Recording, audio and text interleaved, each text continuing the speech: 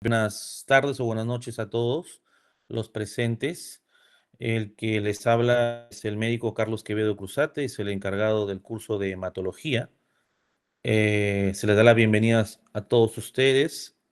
Vamos a dar inicio a tres teorías fáciles, sencillas, básicas y cortas que vamos a resumir en esta oportunidad.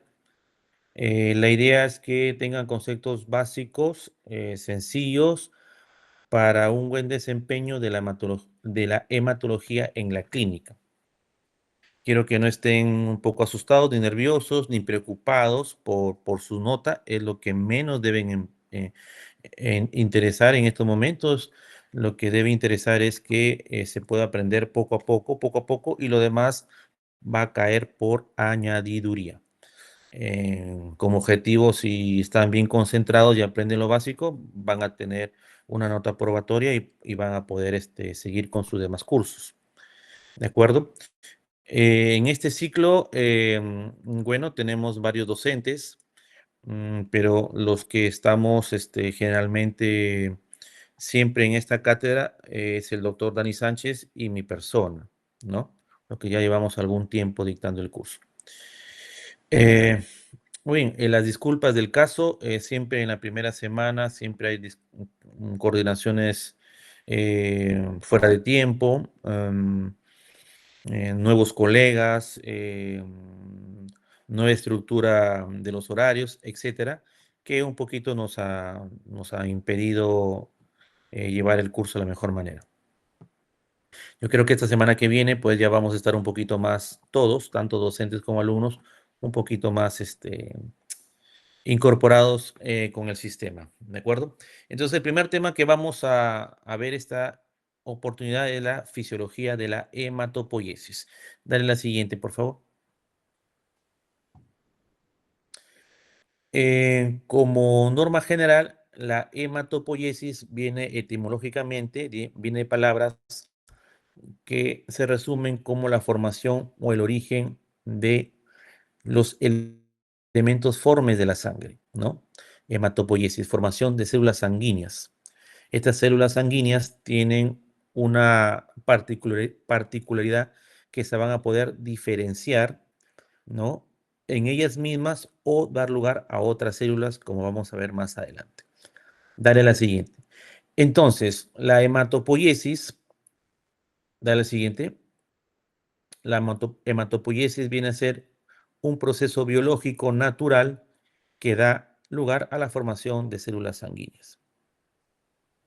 La producción de estas células sanguíneas comienza en el saco vitelino durante las primeras semanas de gestación. Es el órgano eh, inicial donde se forman o se van a formar los elementos formes de la sangre. Entre el segundo y séptimo mes, ya el saco vitelino deja de funcionar en cuanto a hematopoiesis y este rol lo cumple el hígado. Y en menor medida, el vaso, los ganglios linfáticos y el timo. Desde el séptimo mes hasta el nacimiento, la médula ósea roja de los huesos se va a convertir en el órgano hematopoyético más importante y que va a acompañarnos durante toda nuestra vida adulta hasta el fin del ser humano. Dale el siguiente, por favor. Entonces es un diagrama aproximadamente cómo sucede la hematopoiesis durante la vida, tanto fetal como después en la etapa niñez y adultez. Cabe resaltar que en la etapa postnatal, la médula ósea roja de los huesos va a encontrar mayor tejido hematopoyético en la vértebra, el esternón, la costilla, el fémur, la tibia, etc. En el adulto, cuando queremos estudiar la médula ósea roja de los huesos, los médicos hacen punción de la médula ósea generalmente de las crestas ilíacas. Cuando estamos ante la presencia de un niño o un adolescente, ¿no? A veces también hacemos punciones a nivel del esternón, muy pocas veces a nivel de costillas. Dale al siguiente, por favor. Esa es una estructura, más o menos creada, que como es la médula ósea roja de los huesos, y donde vamos a encontrar varios elementos, varios tipos de células, ¿no?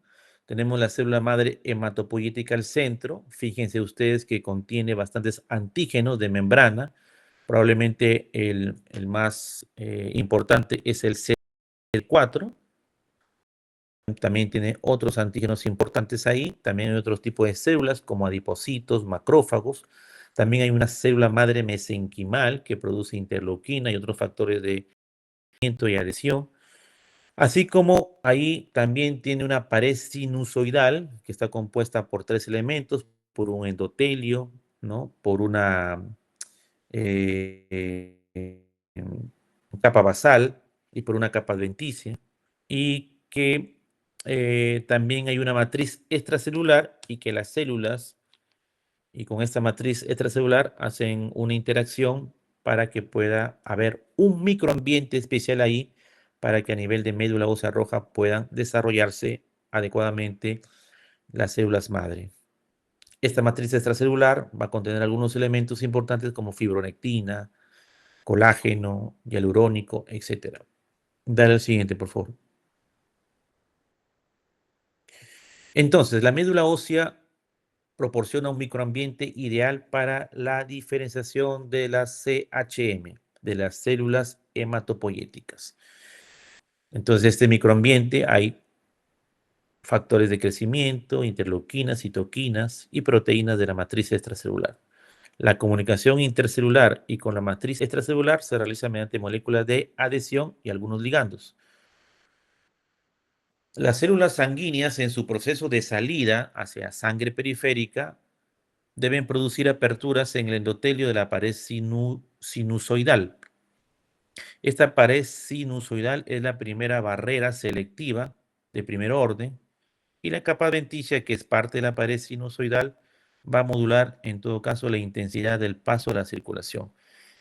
Este punto de inflexión de la pared sinusoidal es muy importante porque vamos a ver más adelante que en infecciones, neoplasias, esta pared sinusoidal a nivel de endotelio pierde capacidad y vamos a ver en lámina periférica, en frote de sangre periférico o hemograma, algunos elementos que no son comunes en sangre periférica y que nos puede inducir al médico que algún tipo de infección grave o una neoplasia o una mielofibrosis puede estar ocurriendo. Dale a la siguiente, por favor. Entonces, habíamos hablado de las células madre o stem cell. Estas se caracterizan básicamente porque tienen dos capacidades. Una capacidad de autorrenovación, quiere decir que estas células madre pueden dar origen a otras células madres, y su capacidad de diferenciación, que puede dar como resultado la síntesis de otro tipo de células. Entonces hay que recordar esas dos capacidades importantes de las células madre. Pregunta de examen: capacidad de autorrenovación y capacidad de diferenciación. Dale la siguiente, por favor. Entonces vamos a ver que hay tres tipos de células madre o stem cell. Tenemos las células madres totipotentes, las células madres pluripotentes y las células madre multipotentes. Las células madres totipotentes es la máxima capacidad de diferenciación, puede originar a todas las células, incluyendo tejidos extraembrionarios como la placenta. Ejemplo de células madre totipotentes, por ejemplo, el cigoto. Las primeras divisiones del embrión, hasta 8 divisiones. Son ejemplos clásicos preguntables de células madres totipotentes. Las células madres pluripotentes tienen una capacidad un poco más reducida, producen células de cualquiera de las tres capas germinales, es decir, endodermo, mesodermo, ectodermo, de las tres capas germinales, pero no tiene el potencial para producir tejido extraembrionario. ¿Ya? Y las células madre multipotentes tienen una capacidad de diferenciarse a células específicas de una misma capa germinal. Es decir, si hay una célula madre que tiene capacidades de diferenciarse en el endodermo, se diferenciará de células del endodermo solamente, ¿ya? Por lo tanto, se encuentra en todos los tejidos, en menor cantidades, ¿no? En pequeñas cantidades y son encargadas de reemplazar a las células destruidas. La célula madre hematopoyética es el prototipo de esta célula madre multipotente. Entonces hay que tener en cuenta, pueden venir en el examen ejemplos, ¿no? De qué tipo de célula madre es. ¿Ya? Muy bien, dale al siguiente, por favor.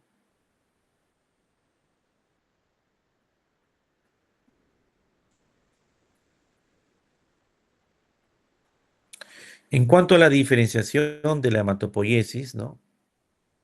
Una capacidad excelsa que tiene la hematopoiesis, ¿no? Única que tiene la hematopoiesis.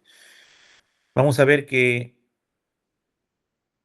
esta diferenciación es todo un proceso dinámico, por etapas, escalonado, donde vamos a encontrar primero células progenitoras, las llamadas FULM, viene a ser otra cosa que las unidades formadoras de colonias de los linfoides y mieloides. Linfoides y mieloides.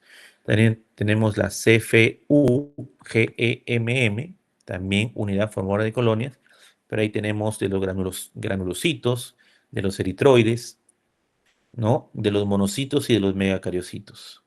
Tenemos la BFU, que es unidad formadora de una gran colonia o de un gran brote eritroide.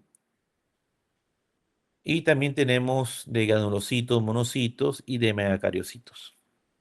Esas son las células progenitoras. Posteriormente tenemos células precursoras. Ahí tenemos a los mieloblastos, a los promonocitos, eritroblastos, megacariocitos. Son células precursoras que posteriormente van a dar vida a las células que en frote sanguíneo conocemos, ¿no? Por ejemplo, los eritroblastos, vamos al final a conocer a los eritrocitos. Los megacariocitos, vamos a conocer, por ejemplo, a las plaquetas y así. Las células maduras es lo que hemos estado hablando ahorita, por ejemplo, los glóbulos rojos, las plaquetas. Cabe mencionar, como habíamos mencionado, valga la redundancia, en una diapositiva anterior, sobre el antígeno importante de la célula eh, madre, de la célula madre, que el antígeno más importante es el CD34. Este antígeno de membrana es un marcador muy usado para identificación y aislamiento, ¿no? De células madre en caso de trasplante de médula ósea. ¿Ya? Dale el siguiente, por favor. Entonces, es un diagrama de lo que hemos estado hablando, la hematopoiesis, ¿no? La célula madre multipotente, no es totipotente, por ejemplo, ni pluripotente, es una célula madre multipotente, y donde van a haber dos estirpes claramente identificadas, como es la célula madre mieloide y la célula madre linfoide. Vamos a empezar primero con la célula madre linfoide, ¿verdad? Que está a su derecha de ustedes, o a la izquierda de ustedes, o a la vista derecha de ustedes, donde tenemos células que tienen que ver con la diferenciación al final de los linfocitos o células T y de los linfocitos B o células plasmáticas también, ¿no? Pero para eso, antes de que se pueda dar la célula madre linfoide, hay moléculas que tienen que ver con la diferenciación de estas células, ¿no? Como interleuquina 7, por ejemplo, o factores estimuladores para que pueda dar diferenciación a una célula madre linfoide. El otro gran grupo son las células madres mieloides. Hay más factores ahí de diferenciación o estimulación, como tenemos TPO, tromboproyetina, tenemos interleuquina 3, interleuquina 6, etcétera, y que al final, por una serie de divisiones y más factores de estimulación, van a conllevar a que se sinteticen las plaquetas, los glóbulos rojos, los granulocitos, ¿no? Y esta diferenciación o este esquema, por favor, es muy importante, este diagrama, para que se pueda entender de aquí en adelante algunas enfermedades, ¿no? Por ejemplo, vamos a ver enfermedades que tienen que ver con las células plasmáticas, ¿no? Hay una neoplasia que tiene que ver con las células plasmáticas, ¿no? Entonces uno dice células plasmáticas, he escuchado, pero no sé de dónde viene, de dónde es, ¿no?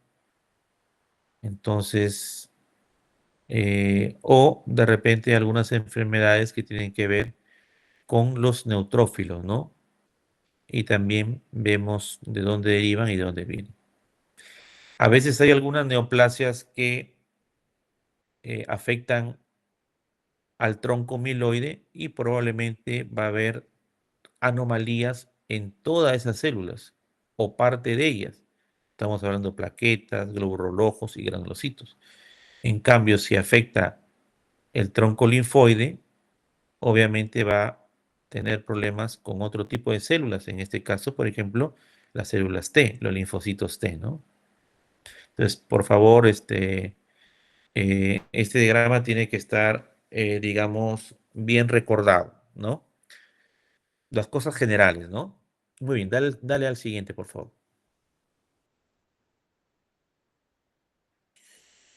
Entonces, hemos visto factores de crecimiento y citoquinas, ¿no? En estadios iniciales y en estadios más avanzados de la hematopoiesis, ¿no? Interleuquinas, factor de stem cell, como el c-Kit, que también es otro antígeno de membrana.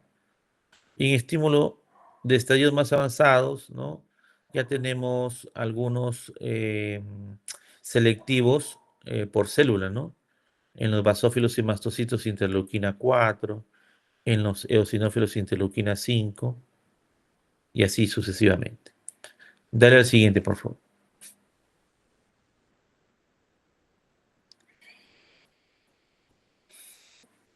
En esta oportunidad vamos a ver lo que es dentro de la hematopoiesis, la eritropoiesis y la granulopoiesis, ¿ya?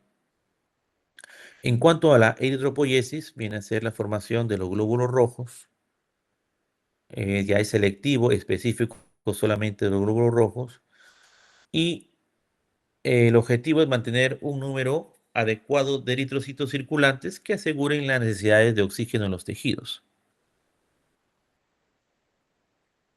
La primera célula progenitora comprometida de la línea eritroide es la Burst Forming Unit Erythroid, que ya le hemos hablado. El término burst significa una gran colonia o un brote importante.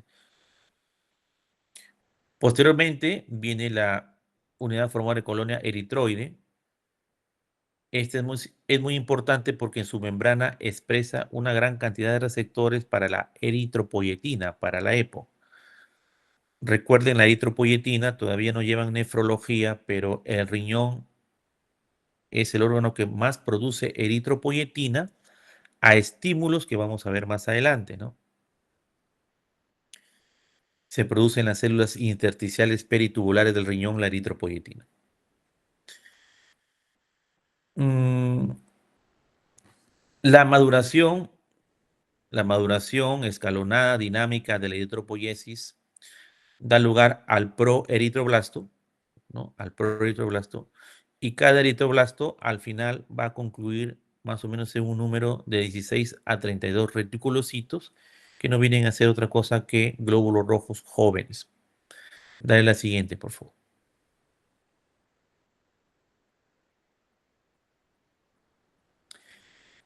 Como todo proceso, también hay un proceso regulador, ¿no?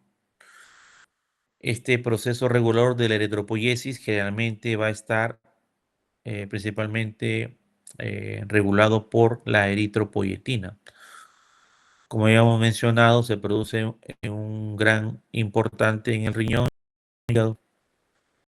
Es el estímulo probablemente que gatilla la producción de eritropoyetina es la disminución de la PO2, que no viene a ser otra cosa que la presión parcial de oxígeno, que también lo van a aprender en neumología y o nefrología cuando de repente realicen AGAs. Con mi grupo de práctica lo vamos a ver a través del AGA y vamos a hacer recordar eso.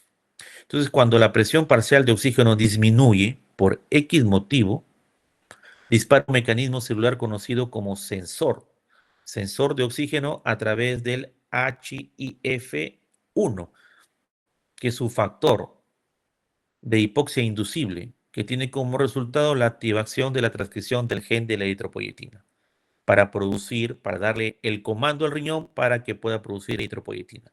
La eritropoyetina mantiene la cantidad, la masa eritrocitaria en valores adecuados, para de esta forma dar oxigenación a todos los tejidos del cuerpo humano, ¿verdad?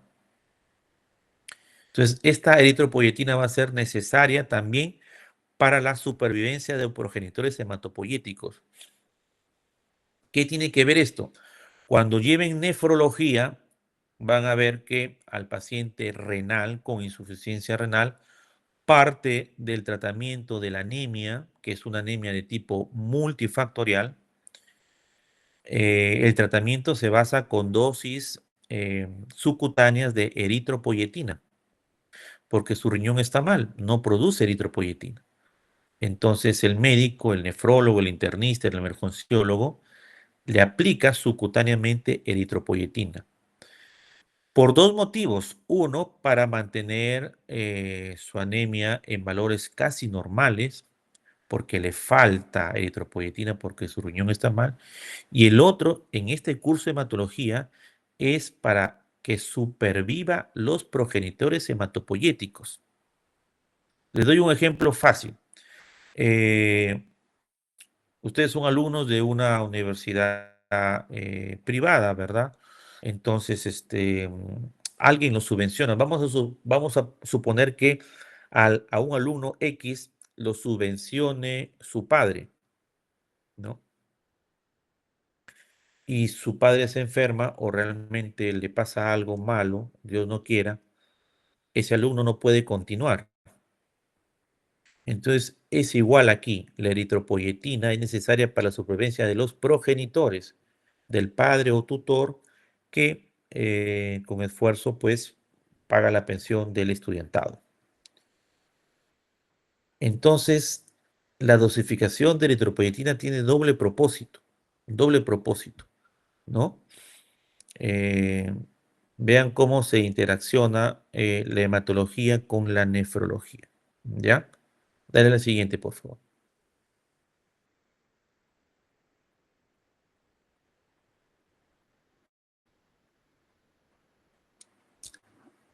Siguiente, por favor. Entonces, es aquí un poco con este cuadro más o menos que damos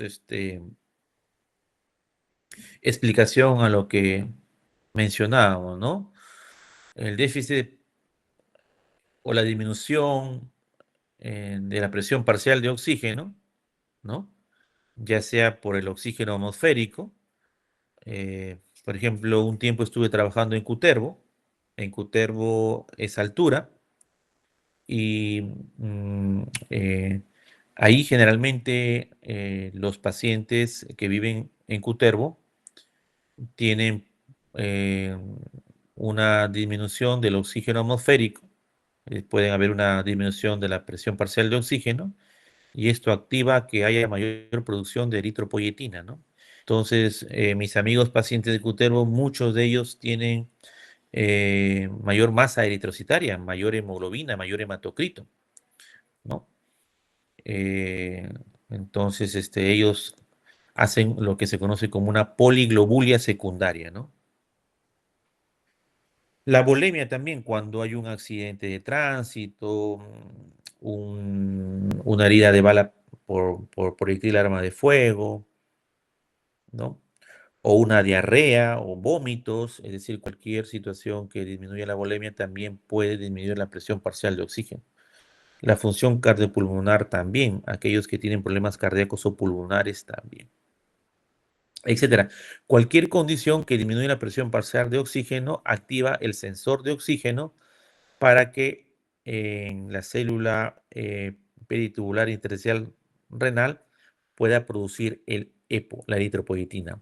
La eritropoyetina actúa en mayor medida en lo que es en la BFU y también algo también en la CFU, ¿no?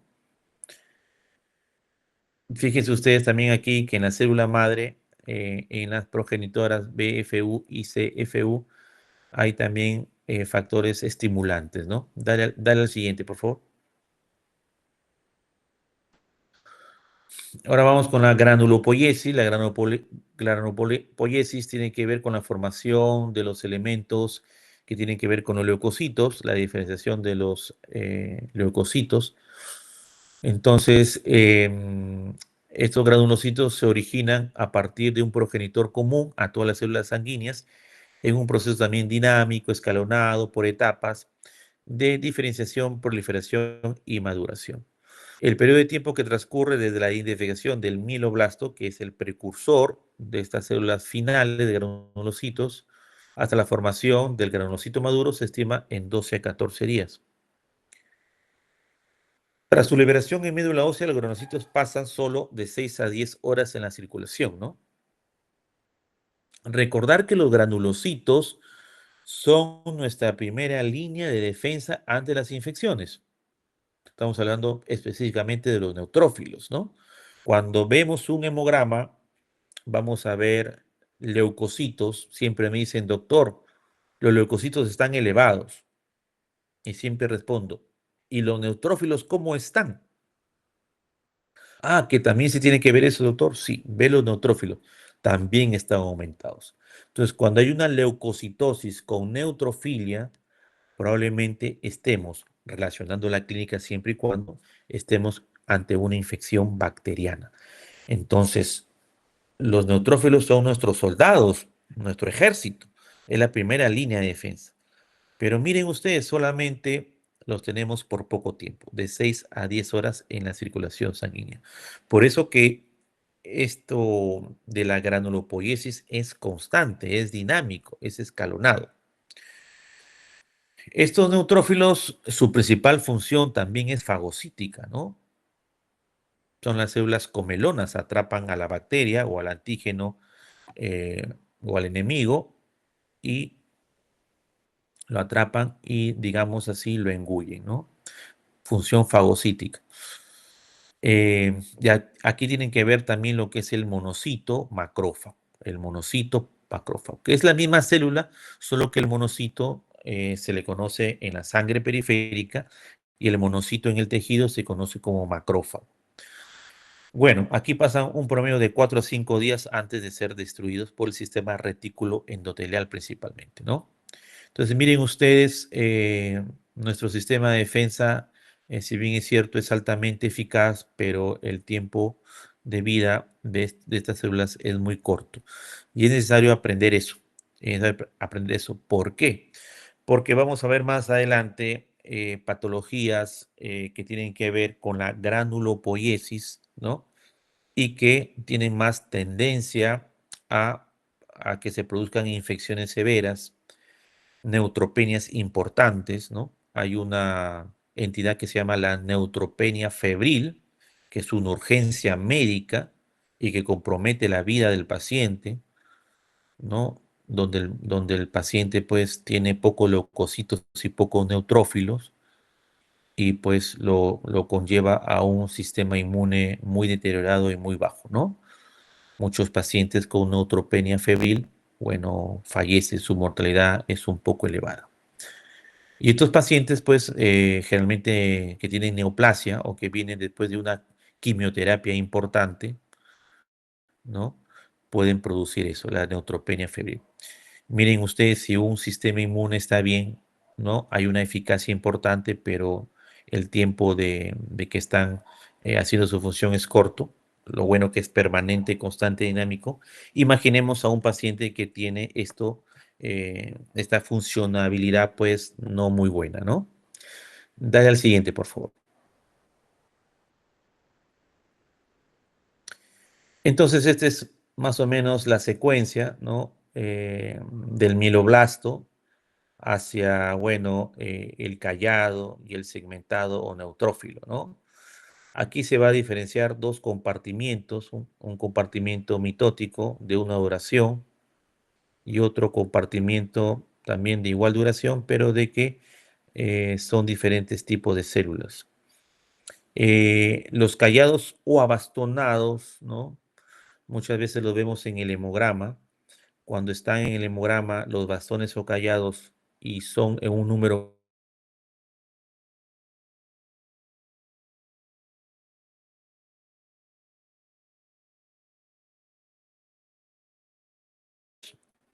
o las células en banda están aumentados. Es tanta la producción ante una infección que nos está ganando la batalla que el organismo ya internaliza sangre periférica callados o abastonados. Muy bien.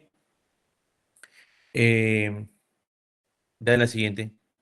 Entonces, esto es algo básico sobre hematopoiesis. No es necesario que aprendamos pues un poquito las cosas un poquito difíciles de entender o más profunda.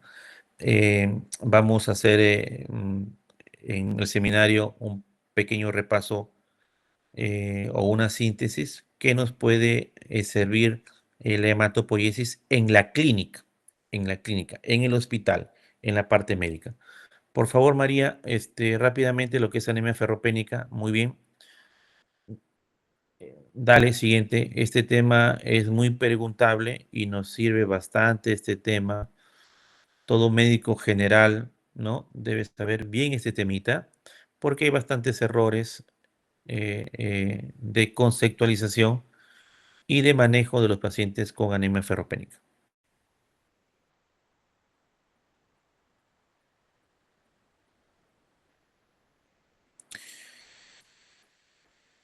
Muy bien. Creo que no se está viendo María. No sé, algo pasa en cuanto a anemia ferropénica. A ver, doctor, dame un momento, creo que se salió. Ya, no te preocupes. Gracias por el apoyo, María.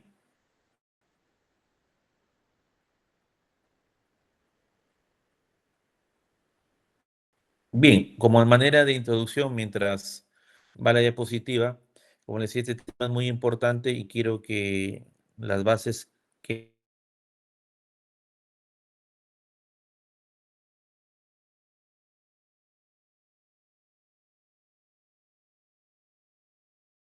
es una clásica pregunta que viene en los exámenes, ¿no?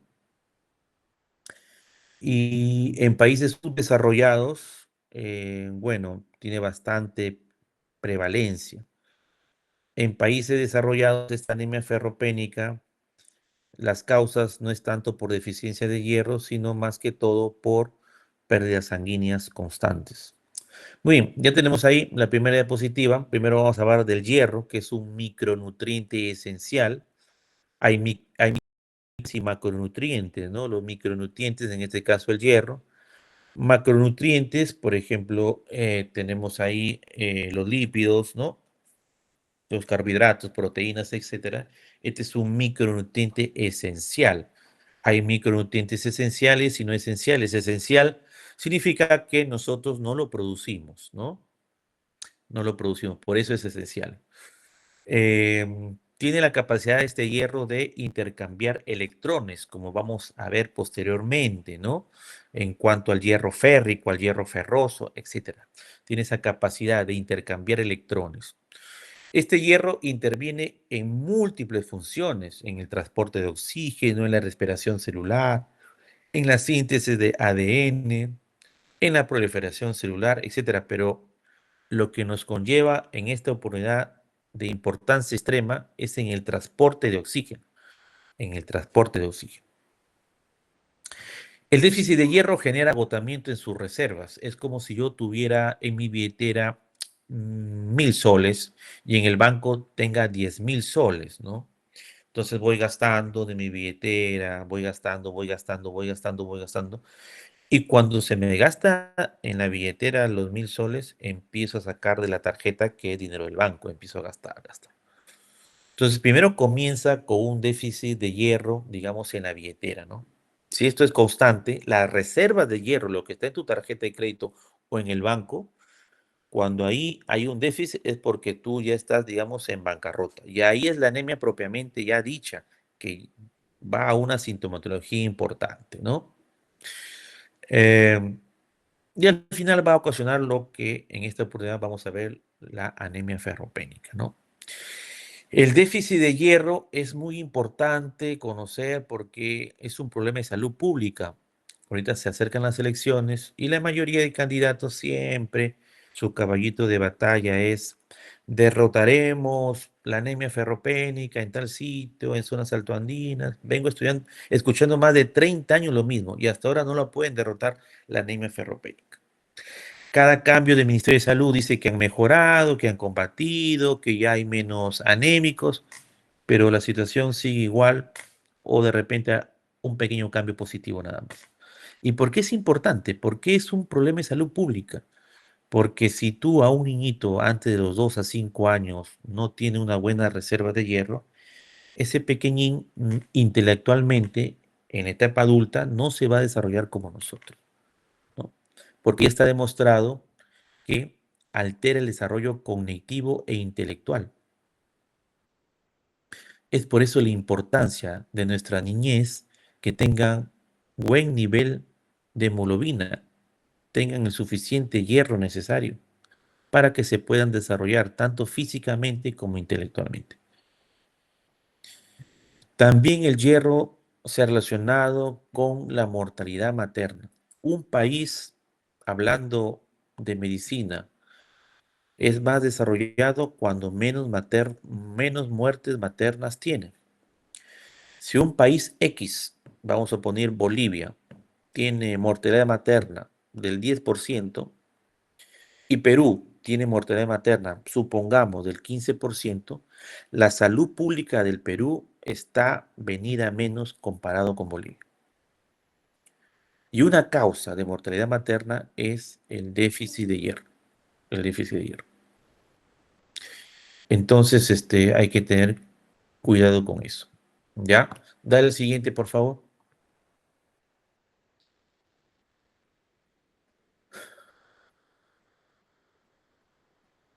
Muy bien. Se ha visto que el ejemplo clásico es el varón de 70 kilos de peso, ¿no?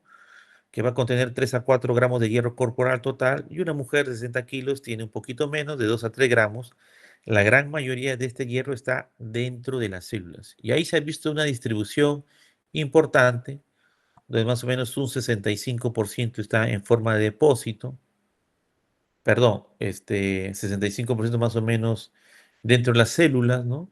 25 a un 30, 35% en forma de depósito y menor porcentaje en, eh, en otras reservas, ¿no? Es importante conocer eso. Y también se ve que el hierro se absorbe por lo menos un 10%. Tú consumes hierro en la comida y se absorbe solamente un 10%. Y también hay una homeostasis un poquito positiva entre lo que entra de hierro y lo que se pierde de hierro. Se pierde hierro a través de la piel, el embarazo, la menstruación, etcétera, ¿no? Y esto tiene que estar un poquito equilibrado con la absorción del hierro, que vamos a ver más adelante en qué parte del organismo se absorbe. Dale el siguiente, por favor.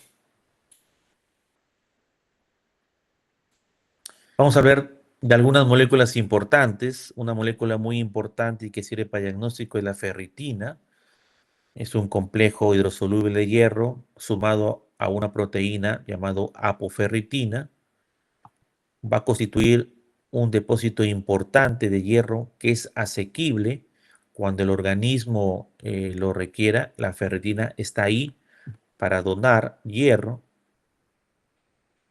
La hemosiderina es muy similar a la ferritina, inclusive tiene una concentración de hierro más elevado, pero metabólicamente no es conveniente para el ser humano. Es más difícil de movilizar hierro para cuando se necesita. Por lo tanto, clínicamente la hemosiderina no es muy rentable para el organismo. La transferrina viene de trans, de transporte, es una proteína que tiene como rol transportar hierro. Y este transporte de hierro lo libera al tejido para que pueda ser utilizado. En este caso, utilizado, por ejemplo, por una célula que se llama eritroblasto. Eh, Hay otras moléculas que es necesario conocer, como el índice de saturación de transferrina, que es la relación entre hierro y la capacidad total de fijación del hierro, y que tiene unos valores en porcentaje de 20 a 45%, ¿no? El índice de saturación de transferrina también se puede calcular entre el hierro sobre la transferrina, pero se multiplica por un factor de 1,25. Es decir, es casi igual, ¿no? En una anemia ferropénica vamos a tener una transferrina elevada, una capacidad total de fijación de hierro bajo, un índice de saturación de transferrina bajo. Vamos a ver más adelante. ¿Ya? Dale al siguiente, por favor. Este es el eritroblasto. Es una célula todavía nucleada. Recordar que el glóbulo rojo humano no tiene núcleo. Y en el eritroblasto, en su membrana van a haber receptores de transferrina. La transferrina es una molécula que puede ligar dos moléculas de hierro. María, no se ve, no puedo ver la presentación. Si la puedes poner. Sí, muchas gracias, Raiza. Entonces, como decía, en la membrana del eritroblasto van a haber receptores de transferrina. Ahí va a venir la transferrina que va a ligar dos moléculas de hierro. Se va a internalizar este hierro y cuando hay hierro más de lo normal, se puede ir al depósito de ferritina y si se quiere utilizar, se va hacia una organela citoplasmática que es la mitocondria y que a través de succinilcoenzima y glicina y a través de algunas etapas metabólicas va a llegar al punto de inflexión de la protoporfirina 9 con el hierro a través de una enzima ferroquelatasa va a producir el grupo hemo.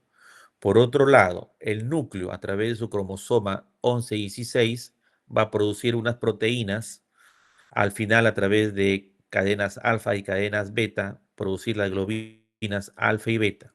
Y al final vas a tener cuatro globinas y cuatro grupos ENS y va a dar como resultado la hemoglobina.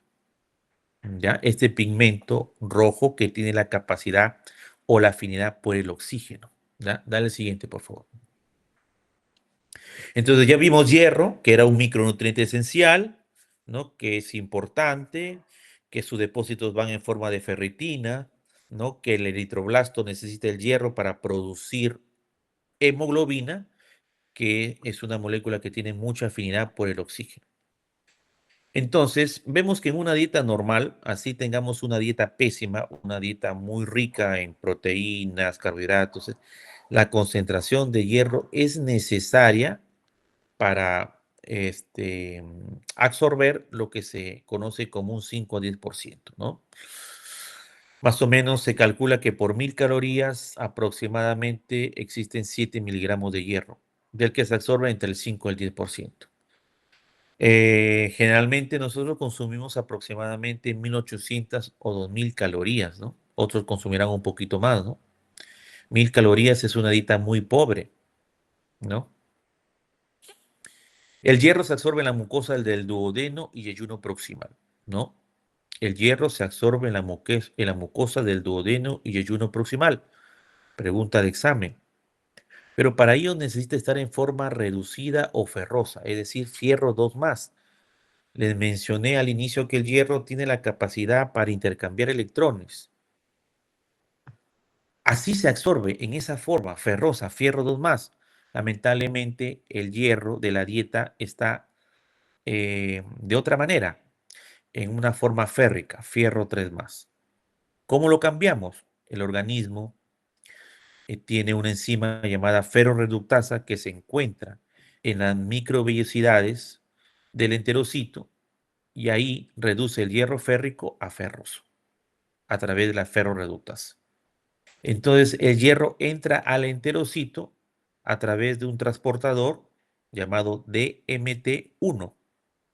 que es un transportador dimetal, que también da paso a otras moléculas, por ejemplo, el cobre, el zinc.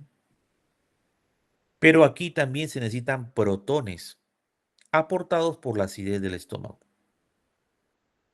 Entonces el DMT1 no viene a ser otra cosa como el portero del enterocito que le dice al hierro: vas a entrar a la fiesta, sí, pero estás mal vestido, ponte tu terno o tu vestido y te doy pase. Básicamente es así. Por favor, dale la siguiente. Entonces ahí vemos el diagrama, vemos el borde en cepillo del enterocito, ¿no? Ahí vemos la ferroreductasa. A través de la dieta viene el fierro 3 más y la ferroreductasa lo cambia a fierro 2 más. Es decir, al fierro 3 más que está mal vestido, ¿no? Le dice: oye, cámbiate, por favor, ¿no? Cámbiate, te presto este terno. Y el portero, que es el DMT1, lo bien vestido al fierro y lo internaliza, le da pase. Este fierro, este, también, igualmente, si el fierro no se necesita, se va en forma de depósito a modo de ferritina, ¿no? Si no, existe una molécula que se llama efaestina, que es como es una ferro, no es una ferroreductasa, sino es una ferrooxidasa. Convierte el fierro 2 más en fierro 3 más. ¿Para qué? Para que a través de la ferroportina, que es una molécula también transportadora, o que es la que te retira del baile, la, la que te retira del salón de baile, ¿no? ¿Para qué? Para que puedas tomar tu taxi o tu movilidad, en este caso la transferrina, para que te puedas ir para ser necesitada a donde quiera necesitarte el organismo. En este caso, se va hacia el eritroblasto, ¿no? Hay una molécula llamada hepcidina producida por el hígado. Esta hepcidina en los últimos tiempos tiene un rol muy importante. Se dice que es un regulador en la homeostasis del hierro. Esta hepcidina a veces se incrementa, ¿no? Eh, cuando hay sobrecarga de hierro. Vamos a suponer que un paciente tiene hierro normal, pero por algún motivo un médico se equivoca y le da tratamiento con hierro parenteral. La hexidina se estimula, aumenta, y la hexidina mayormente interviene en la ferroportina. Anula, bloquea, inhibe la ferroportina, por lo tanto el hierro va a quedarse dentro de las células y no va a estar en la sangre, porque no se necesita, ¿no? También la hexidina, de alguna manera, también tiene rol importante en la DMT1, pero principalmente su acción bloqueadora es en la ferroportina. Entonces, la síntesis de hexidina se incrementa en sobrecarga de hierro y en los procesos inflamatorios e infecciosos. Vamos a ver pacientes que están con sepsis, con shock séptico, con infecciones importantes, y vemos que tiene anemia microcítica hipocrómica. Y si tú le dosas hierro, de repente el hierro está normal o está bajo, ¿no? ¿Por qué? Porque este proceso infeccioso inflamatorio incrementa la hexidina y de alguna manera se produce anemia porque no va a haber hierro. El hierro va a estar intracelular. O sea, el problema de esta anemia no es por hierro, sino es una anemia por enfermedad crónica donde está activada la hepcidina. A veces desciende en estado de deficiencia de hierro y al contrario, cuando falta hierro, ¿no? Desciende esta hexidina para no bloquear a la ferroportina ni a la DMT1 para que se pueda internalizar en el enterocito el hierro y pueda ser después transferido a la transferrina para que se pueda utilizar el hierro para síntesis de hemoglobina y demás. ¿Ya? También se ha visto que la hipoxia y la eritropoyetina obviamente inhiben la síntesis de exidina. Inhiben la síntesis de exidina, ¿no? ¿No? Como ya hemos hablado en la hematopoiesis y la eritropoyetina, ¿no? Cuando tú tienes una buena eritropoyetina, tus riñones funcionan bien, la exidina tiene que estar tranquila, no debe bloquear la ferroportina, ¿no? Para que pueda haber un buen nivel de hemoglobina, ¿no? En el caso de enfermedad renal crónica, que es un proceso inflamatorio crónico, ¿no? Donde la anemia es de causa multifactorial, ¿no? Hay un proceso inflamatorio, probablemente hay cierto papel de la exidina. Todo proceso crónico, inflamatorio, infeccioso, ¿no? La exidina va a estar aumentada y por lo tanto va a bloquear la adecuada internalización y transmisión y paso del hierro por donde tiene que pasar y distribuirse, ¿ya? Dale al siguiente, por favor. Este es un resumen del metabolismo del hierro, ¿no? Aquí queremos indicar que hay factores favorecedores y factores inhibidores de la absorción del hierro. Ya habíamos mencionado que, por ejemplo, existen también protones que los da el ácido clorhídrico del estómago para que pueda haber una absorción adecuada, ¿no? Eh, una homeostasis adecuada del hierro. Igualmente aquí para absorber el hierro que se absorbe en el duodeno y en el yeyuno es favorecida por el ácido clorhídrico, ¿no? El ácido clorhídrico. Por lo tanto, ¿qué vemos en la clínica, no? Eh,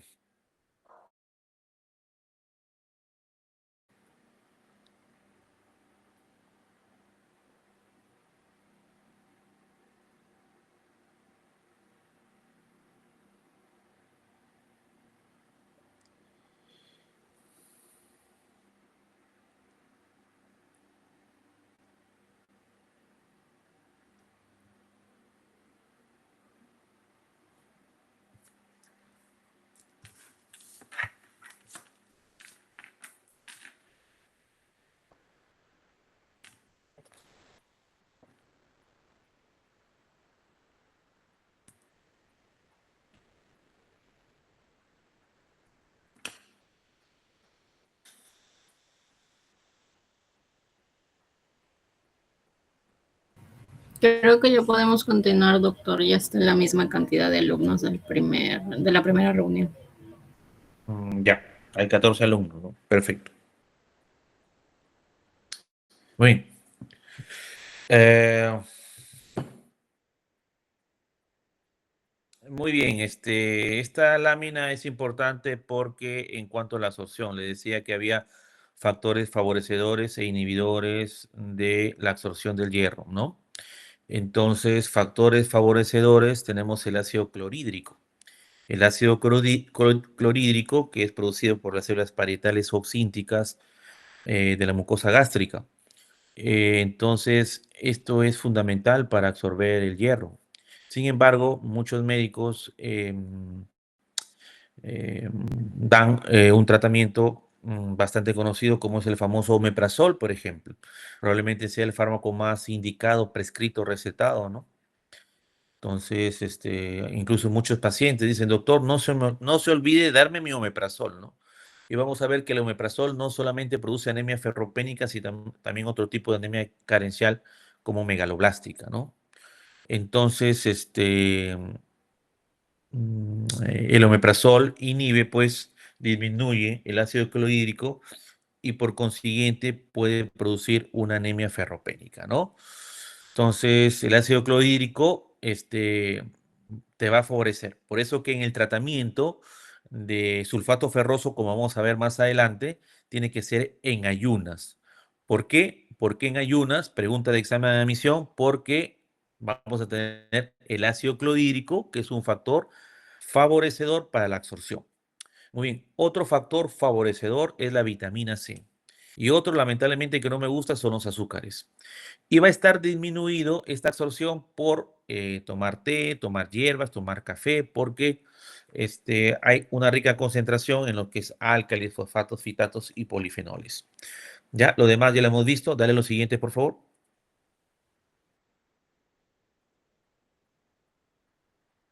Siguiente.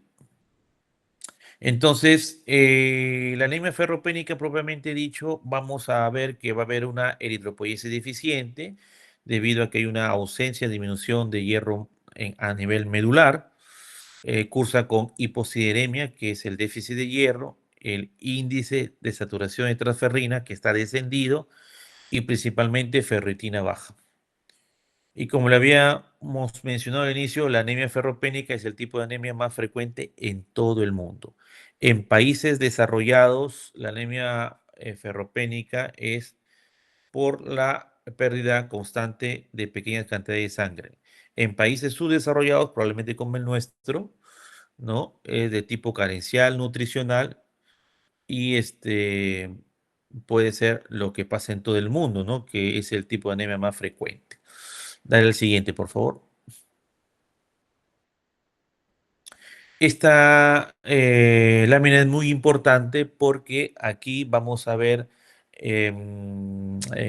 digamos, las tres fases de la anemia ferropénica, ¿no? La reducción de depósito de hierro, la eritropoyesis deficiente en hierro y la anemia ferropénica propiamente dicha. Fíjense ustedes en la ferritina. La ferritina, su valor normal es de 20 a 400, pero en la primera fase de reducción de depósito de fierro ya está disminuida. Y si tú ves la hemoglobina en la primera fase, que es la reducción de depósito de fierro, la hemoglobina puede estar normal. Por lo que si tú ves a un paciente que está con hemoglobina normal, puede que esté cursando con anemia ferropénica, ¿no? Si tú le sacas una ferritina y la ferritina baja, está con una anemia ferropénica, digamos, si cabe el término, incipiente, ¿de acuerdo?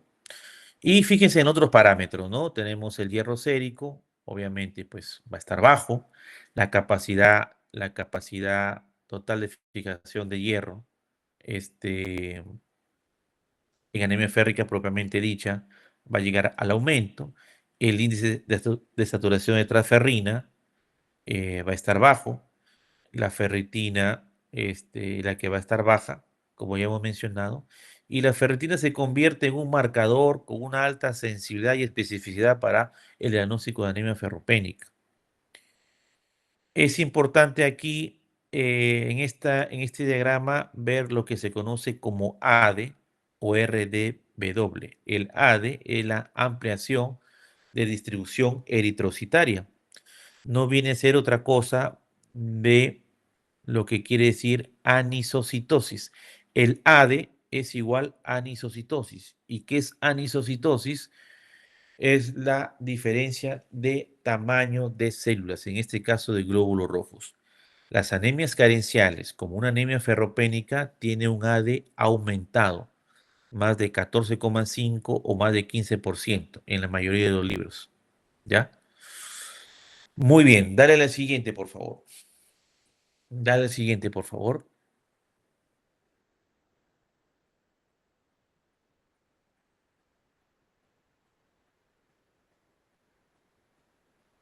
Siguiente.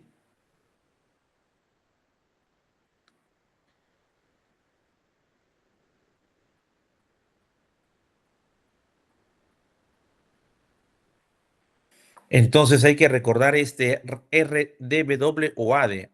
Los que rotamos en el Hospital Heisen de Salud, en el hemograma, vamos a ver el ADE o RDW. Cuando rotamos en el Hospital Belén, por ejemplo, ahí no nos da el ADE o RDW. Es un elemento muy importante que nos ayuda a diferenciar anemias, ¿ya? Si lo tenemos, bien. Si no lo tenemos, pues vemos otras alternativas. Muy bien. En cuanto a la etiología de la anemia ferropénica, hay que tener en cuenta que los grupos de riesgos, identificar los grupos de riesgo es importante, ¿no? Por ejemplo, en las mujeres en edad fértil, muchas veces llegan a los hospitales con anemia, ¿no? Principalmente, ¿por qué? Porque hay un tumor clásico, frecuente, benigno, que le sucede em, a nuestras pacientes mujeres, ¿no? Cabe resaltar que hoy es el Día Internacional de Mujer. Un feliz día para las señoritas y para sus mamitas y abuelitas. El rol importante de la mujer en nuestra sociedad, ¿no? Entonces, llegan mujeres, pacientes al hospital y hay pérdidas ginecológicas, ¿no? Por de repente hemorragias uterinas disfuncionales, muchas gracias, disfuncionales, ¿no? O por el tumor benigno frecuente que se da, que es el mioma uterino. El mioma uterino da dolor o sangrado. Entonces, estas pacientes vienen con anemia microcítica hipocrómica con AD elevado. Cuando vemos, buscamos, es un paciente, una mujer con mioma uterino, por ejemplo. Entonces ahí hay que hacer estudios, un examen ginecológico, llamamos al ginecostetra para que le haga una ecografía, confirme el diagnóstico, ¿no? En hombres adultos y mujeres postmenopáusicas, aquí ya hay que pensar, sobre todo en mayores de 50 años, que el origen de la pérdida de sangre puede ser digestiva. El cáncer gástrico, el cáncer de colon, el cáncer de intestino delgado, están a la orden del día. Entonces ahí hay que utilizar o llamar a nuestros amigos gastroenterólogos para que puedan hacer una endoscopía digestiva alta y o una colonoscopía, ¿verdad? En adolescentes hay un aumento de las necesidades, ellos están en crecimiento, ¿no? Necesitan más aporte de hierro, igualmente en dietas, ¿no? Para perder peso, en la menstruación. Varias adolescentes, señoritas jóvenes, menstruan cada 28 a 30 días, ¿no? Y si no hay un aporte adecuado de hierro, van a la anemia ferropénica. Los pacientes varones mayores de 50, 60 años urológicos, también hay que hacer un examen de orina, puede haber la hematuria, puede ser un signo temprano de que por ahí pierde sangre constantemente y me lleva a una anemia microcítica hipocrómica con AD elevado, que puede ser ferropénica, ¿ya? Y así vamos viendo según nuestro grupo etario, según nuestra edad, cómo podemos dar el abordaje a nuestro paciente en cuanto a una anemia microcítica hipocrómica, en este caso ferropénica. Dale la siguiente, por favor. Manifestaciones clínicas, el síndrome anémico ya lo hemos llevado en semiología, ¿no? Agotamiento intelectual, cansancio, disnea, no te puedes concentrar, ¿no? Astenia, puede haber insomnio, caída de cabello, cefaleas, etcétera. Eh, Vamos a recordar otra vez que en la niñez la ferropenia ocasiona retraso en el crecimiento y solamente hay una época en que podemos salvar a estos niños, ¿no? Hasta los 5 años. De ahí ya, por más que le des el hierro, el aporte necesario, ya neurológicamente, ya no hay un beneficio, estudiado ahí. Puede haber piel seca, descamativa, fragilidad capilar. Las uñas pueden tener una curvatura cóncava llamada coiloniquia. Puede haber queilitis angular, lo que se llama boqueras, estomatitis, glossitis, etcétera. Hay una triada clásica que en unos pacientes es poco común, pero cuando lleven gastroenterología probablemente lo van a llevar al detalle, que es el síndrome de Plummer-Vinson o de Patterson-Kelly, que es una triada entre anemia ferropénica, disfagia y la existencia de membranas esofágicas. Muy bien, dale al siguiente, por favor. En el laboratorio, ¿qué vamos a encontrar? Las constantes corpusculares en valores bajos. Vamos a tener BCM bajo, HCM bajo, CHCM bajo. Estamos hablando de volumen corpuscular medio, la hemoglobina corpuscular media y la concentración de hemoglobina corpuscular media. Van a estar bajos. El RDW o el ADE o el índice de anisocitosis va a ser mayor de 15% en la mayoría de literaturas. Puede haber una leucopenia discreta, 4.000, 3.800, 3.500 leucocitos. Puede haber una trombocitosis discreta, 500.000, 600.000, una trombocitosis reactiva, ¿no? En el frote de sangre periférica vamos a encontrar anisopoiquilocitosis. Recuerden bien, pregunta de examen. Las anemias carenciales esta es una anemia carencial, se caracterizan por anisopoiquilocitosis. En cristiano, ¿qué significa? Diferente tamaño de células y diferente forma de células, ¿ya? La anemia ferropénica se caracteriza por anisopoiquilocitosis. Si tú pides una lámina periférica en un paciente que tiene anemia ferropénica, el laboratorista, el biólogo, el tecnólogo médico te va a reportar anisocitosis, poiquilocitosis, ¿ya? Y pueden haber en las formas, las características que más vemos son los diacrocitos, que son las células en forma de lágrima, o en forma de puro también puede haber, ¿no? Dianocitos en forma de diana. Muy bien. En cuanto al recuento reticulocitos, como habíamos dicho, son órganos, glóbulos rojos jóvenes, ¿no? El recuento reticulocitos es bajo. Van a haber otras patologías que el recuento de reticulocitos van a estar aumentados, por ejemplo, en la anemia hemolítica, en la hemorragia, en el sangrado, los reticulocitos están bajos. Pero en estas anemias que tienen que ver con un compromiso medular, los recuentos reticulocitos van a estar bajos, ¿ya? Muy bien, dale el siguiente, por favor. Este es un frote de sangre periférica de un paciente con anemia ferropénica y lo que podemos ver ahí que vemos glóbulos rojos, ¿no? Pálidos, pequeños. eh, Eso es lo característico más importante, ¿no? Eh, que vamos a ver. Y también vamos a ver diferentes tamaños celulares. Todos los glóbulos rojos, algunos tienen diferentes tamaños y vemos también formas no habituales del glóbulo rojo, ¿no? Eh, bueno, en la lámina periférica se ve en el glóbulo rojo esférico, pero sabemos que el glóbulo rojo realmente es un disco bicóncavo, ¿no? De 7.2 micras de diámetro aproximadamente. Dale el siguiente, por favor. En el laboratorio también vamos a encontrar un hierro sérico disminuido, ferritina disminuida, ya hemos hablado de eso. Y un dato muy importante, la hemoglobina glicada o glucosilada o glicosilada, ¿no? Puede aumentar el anemia ferropénica. Muchas veces en hospitales, justamente ayer en el Belén, y hoy, mañana tengo con mis alumnos del Belén, ¿no? Justamente hoy día he estado de turno domingo y hay un paciente con anemia y le han pedido hemoglobina glicada o glicosilada, ¿no? Y es un pedido no muy bien hecho porque primero corrige la anemia y de ahí pide una hemoglobina glicosilada. Le pregunté al interno de medicina por qué le habían pedido hemoglobina glicosilada.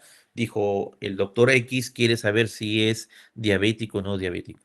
Le digo, está muy bien, excelente, pero creo que no es el momento. Primero corrige la anemia y de ahí pide la hemoglobina glicada o glicosilada porque puede inducir a un error en el diagnóstico y seguimiento de los pacientes diabéticos. ¿Ya? Dale a la siguiente, por favor.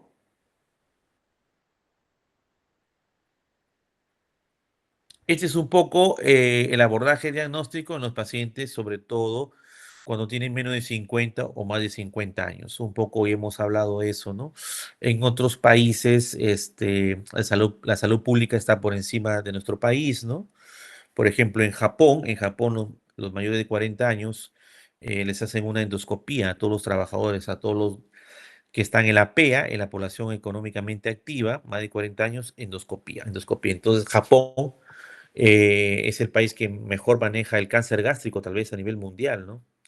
Porque tempranamente descubre el cáncer gástrico a tiempo, ¿no? En Estados Unidos, por ejemplo, hay mucho cáncer colorectal, ¿no? Probablemente por la comida que consumen los americanos, los norteamericanos, perdón, porque nosotros también somos americanos, los norteamericanos. Entonces ahí también más de 50 años colonoscopía. Y si el paciente tiene antecedente familiares de cáncer de colon, se comienza 10 años antes, ¿no? Son protocolos guías que se hacen en esos países, por ejemplo, pero en nuestro país no hay eso, ¿no? En cuanto al Tevenon de heces, que es el examen oculto en heces, ¿no? Que podría ser un examen barato para abordar o cuantificar o hacer un screening a nuestros pacientes. Lamentablemente su sensibilidad es escasa, ¿no? Tienes que darle una dieta principal, una dieta pues para que no haya falsos positivos en el examen de heces, ¿no? Sangre oculta en heces, ¿no? Su sensibilidad no ayuda mucho. Sin embargo, yo considero a título personal, somos un país que la salud pública no funciona. Yo al paciente que cursa con anemia microcítica hipocrómica, yo le pido un Tevenon DS por lo menos dos, ¿no? Por lo menos dos. Dale el siguiente, por favor.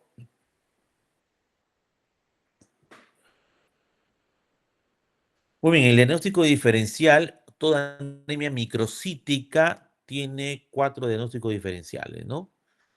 La anemia ferropénica propiamente dicha, anemia por enfermedad crónica, la talasemia y la anemia sideroblástica.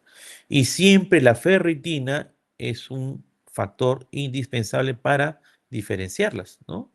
Fíjense ustedes, la ferritina obviamente va a estar disminuida en la anemia ferropénica, pero en la sideroblástica va a estar súper elevada, en la talasemia va a estar normal elevada, igualmente en la enfermedad crónica normal elevada.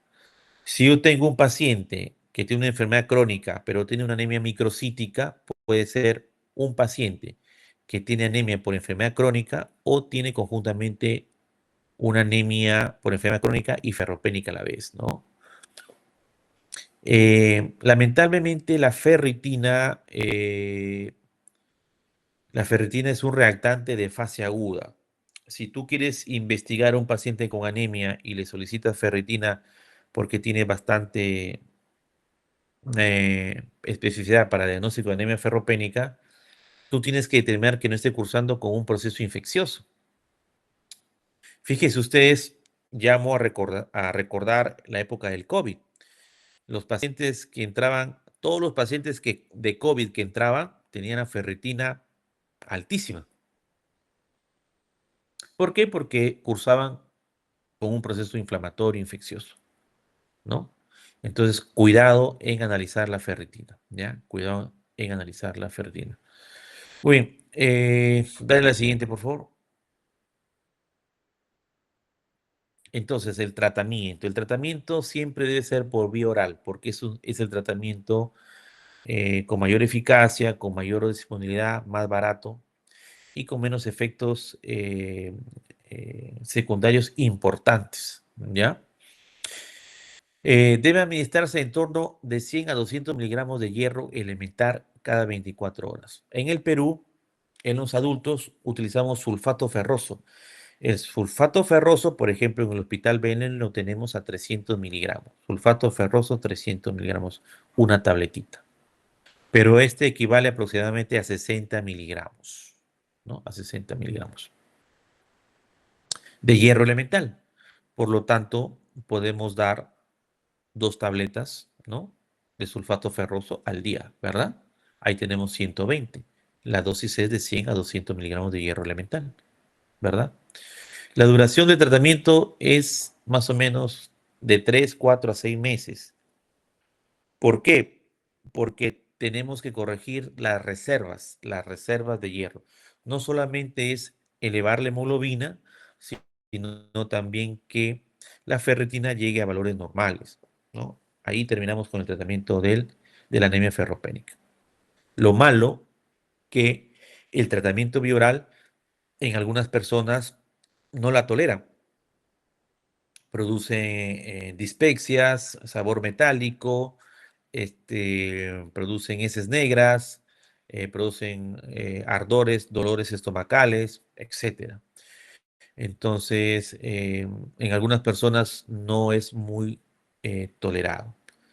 El sulfato ferroso se puede decir que es algo tolerado. Antiguamente habían otras presentaciones que sí eran no muy bien toleradas, ¿no?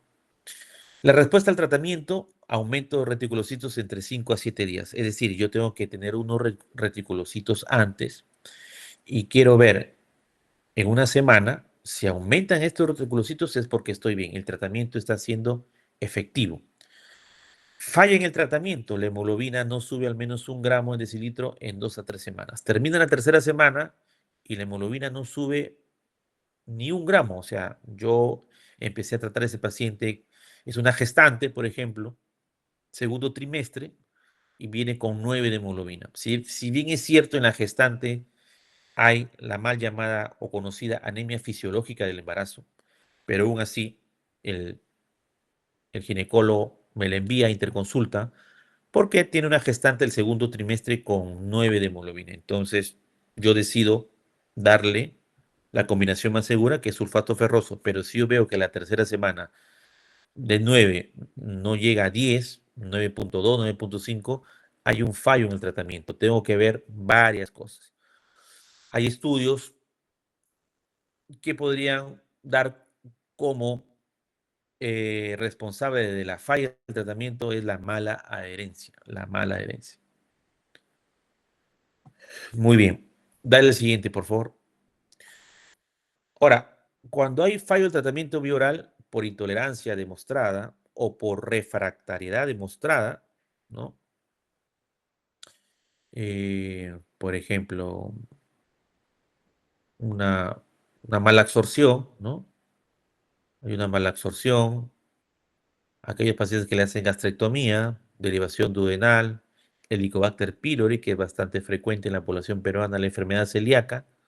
Hay una mala absorción, pues obviamente vía oral no es un tratamiento efectivo, ¿no? O yo quiero una necesidad de recuperación rápida.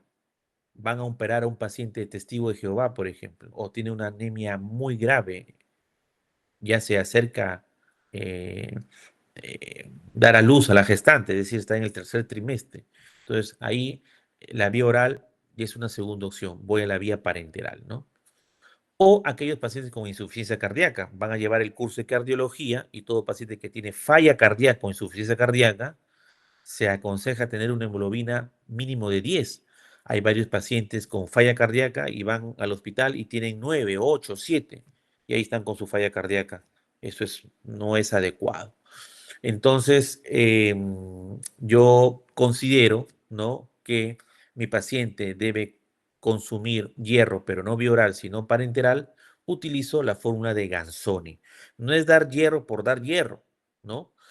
El hierro que más utilizamos en la clínica es el hierro sacarato. El hierro sacarato. Viene de 100 miligramos, el hierro sacarato, una ampollita. Entonces yo calculo a través de Ganzoni, ¿no? ¿Qué hierro total quiero? El peso corporal, ¿no? Por la hemoglobina donde quiero llegar. Por ejemplo, tengo una gestante del tercer trimestre y tiene 9 y yo quiero llegar a 12. Entonces no sería 15 ahí, sino 12 de hemoglobina, menos la hemoglobina real, en este caso 9, por un factor por 2.4 más 500. Eso da la fórmula de Ganzoni. Generalmente nosotros utilizamos entre 11 a 13 ampollas. Se coloca una o dos ampollas, 200 miligramos en 100 de cloruro o 250, puede ser lunes, miércoles y viernes, ¿no? A la otra semana, lunes, miércoles y viernes, hasta completar 11 o 13 ampollas. Generalmente en un adulto así salen 11 o 13 ampollas, pero el médico que se respeta tiene que calcular realmente cuánto se necesita, ¿no? Aprende a hacerlo eso, ¿no? Puede venir una pregunta en el examen, ¿no? No sé, supongo, mujer de 45 años, va a ser intervenida quirúrgicamente para colecistectomía, es testigo de Jehová, ¿no? Y tiene hemoglobina de 9, ¿no? Tu objetivo de hemoglobina es 12 para entrar a operar, ¿no?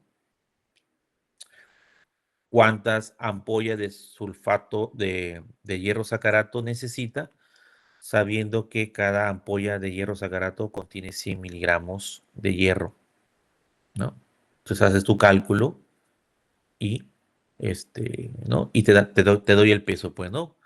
45 años, 45 kilos. Entonces pones peso corporal 45 por 12 menos 9, 3, es decir, 45 por 3 por 2.4 más 500. Y sale cuánta cantidad de hierro necesito. Y lo divides entre 100, que es cada ampolla, ¿no? Entonces, al final, respuesta, necesito 8 ampollas, 10 ampollas, 12 ampollas. ¿Sí? Muy bien, dale la siguiente, por favor. Esta fórmula de Ganzoni la utilizan mucho los nefrólogos también, ¿ya? Lo utilizan mucho los nefrólogos. Ahí nos hemos quedado, ¿verdad? Rápidamente, por favor, el otro tema para terminar de anemia megaloblástica. Para terminar, 8:15 ya debemos terminar máximo. No extendernos mucho. No vale.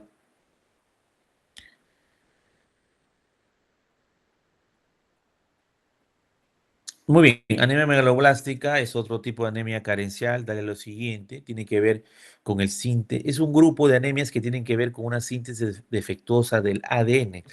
Esto significa que la célula se va a quedar siempre en la fase S del ciclo celular, por lo tanto, va a seguir creciendo esta célula, pero sin llegar a dividirse, se queda estacionada ahí. Esto va a producir una eritropoiesis ineficaz con consiguiente anemia megaloblástica. La característica aquí va a haber un aumento de tamaño de los precursores de las tres series. Estos pacientes vamos a ver que tienen pancitopenia. Pan es todo, citocélula, penia, disminución. Disminución de las tres líneas celulares.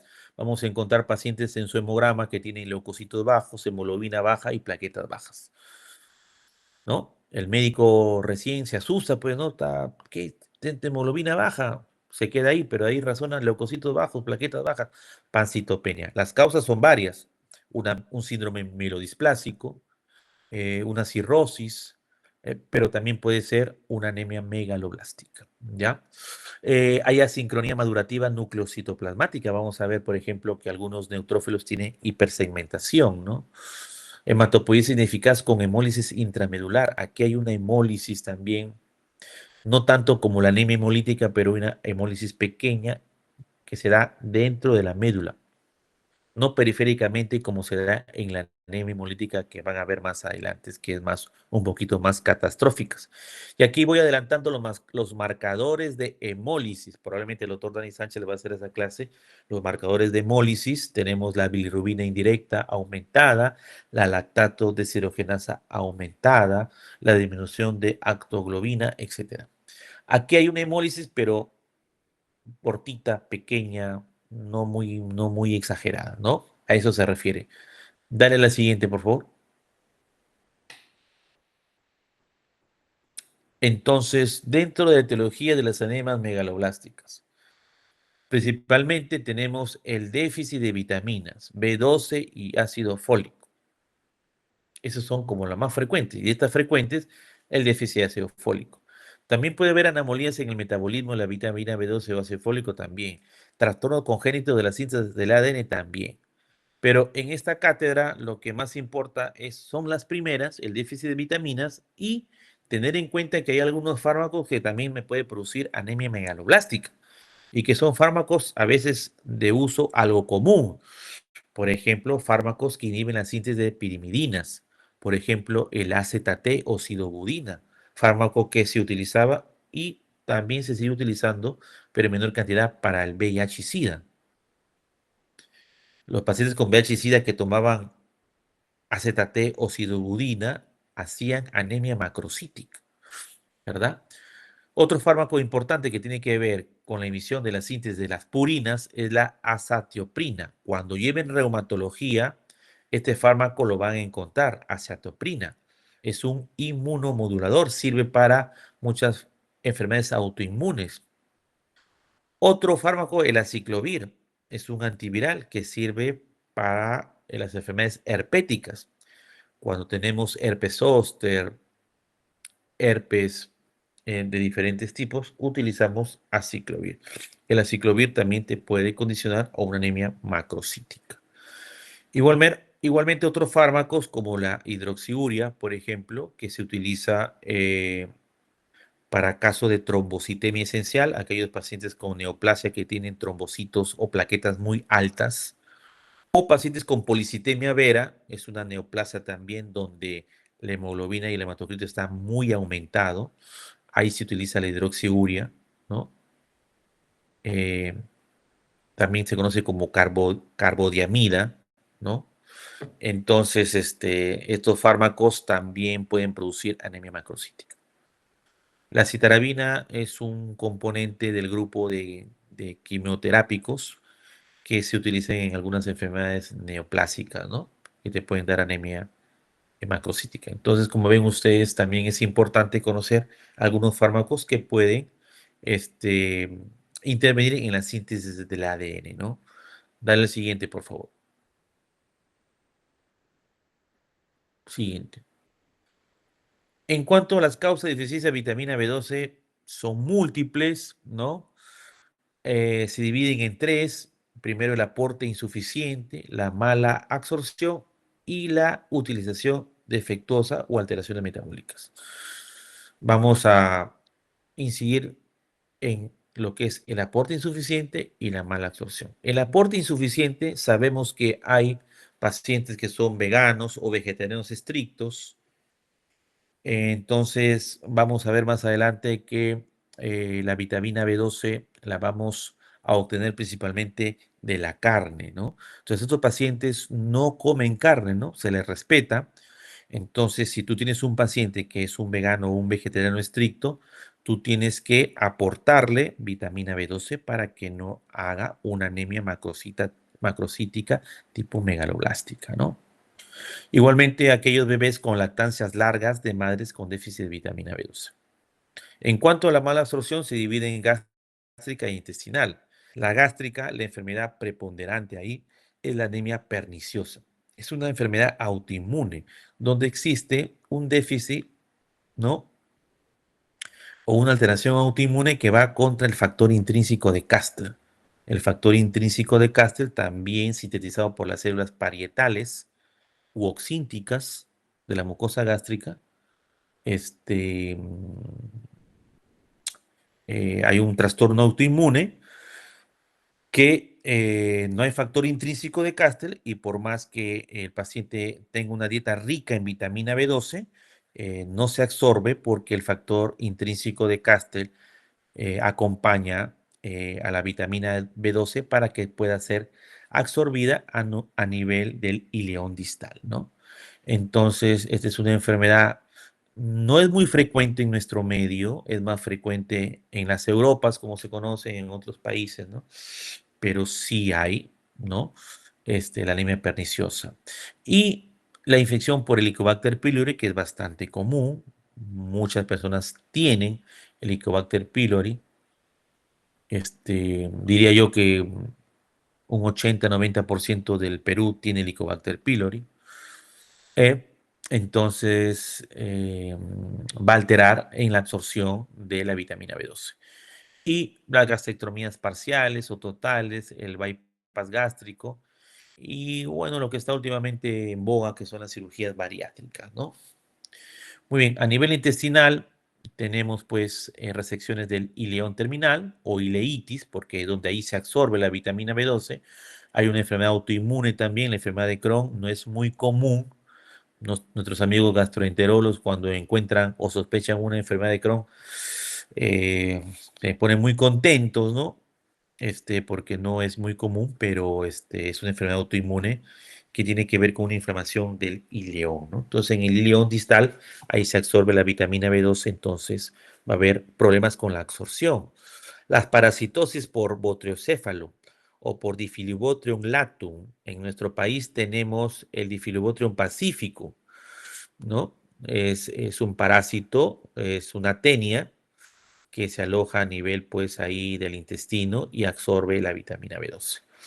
Insuficiencia pancreática, el síndrome de Solinger-Ellison, no es muy común, es un gastrinoma que produce mucho ácido clorhídrico y este ácido clorhídrico pues tiene que ver de alguna manera con las actocorrinas.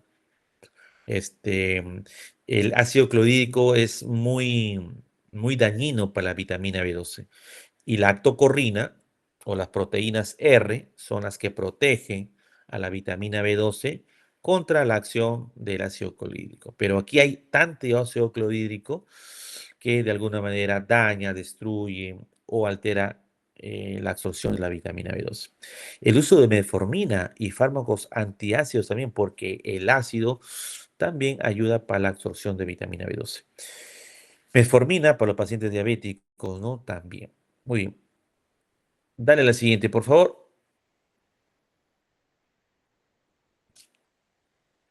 En cuanto al metabolismo de B12 y ácido fólico, es importante conocer que los principales alimentos de vitamina B12 son los productos de origen animal, ¿no? Para nuestros amigos veganos o vegetarianos, decirles que hasta ahora no desaparecen nuestros caninos. Nuestros caninos, ya hay algunas personas que tienen caninos más afilados y más grandes que otros, ¿no? Yo tengo unos caninos más o menos allí, ¿no? Entonces los caninos son para desgarrar la carne, ¿no? Entonces ya hemos nacido con eso, generación tras generación, ¿no? Si tendríamos que ser veganos o vegetarianos, no tendríamos caninos, pues, ¿no? Desaparecieran. Habría un, no sé, un esbozo o un diente rudimentario ahí, ¿no? ¿No? Eso es como defensor o en contra de los vegetarianos. Los respeto mucho, pero pongo en tela de juicio o filosofía por qué estas personas no quieren consumir carne, ¿no? Bueno, ya en mi grupo hablaremos de eso porque hay otra situación de la carne, todo eso. Este, está muy satanizada la carne, ¿no?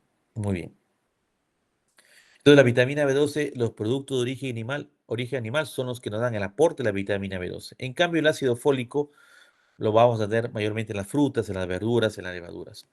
Esto es importante. El efecto del cocinado es mínimo. Cuando tú te vas a una parrillada, vamos a suponer que eh, sacas 20 en hematología, ¿no? Te vas a celebrar con tus compañeros a la parrilla más conocida de Chiclayo, y siempre el mozo dice, le traigo la carne, Angus, americano, tal, ¿no? Lo quiere tres cuartos, medio cuarto, no, no sé qué dice, ¿no? O sea, en cristiano dice, quiere la carne bien cocida, medio cocida o poco cocida, ¿no? Entonces hay que tener en cuenta que el efecto del cocinado para absorber la vitamina B12 de ese churrasco, de ese Angus, de esa parrilla que te vas a comer, tiene que ser mínimo, ¿no? Igual, las verduras, las frutas también son fáciles de destruir el ácido fólico ahí, ¿no? Por ejemplo, al cocinar brócoli, al cocinar otra verdura que se me ocurra, ¿no? Generalmente son al vapor, ¿no? Para que ese aporte sea adecuado. Y lo importante aquí es el lugar de absorción. Ya habíamos visto, pregunta de examen, que el hierro se absorbe a nivel del duodeno y yeyuno proximal. Igualito pasa con el ácido fólico, pero la diferencia es con la vitamina B12 que se absorbe a nivel del ileón terminal.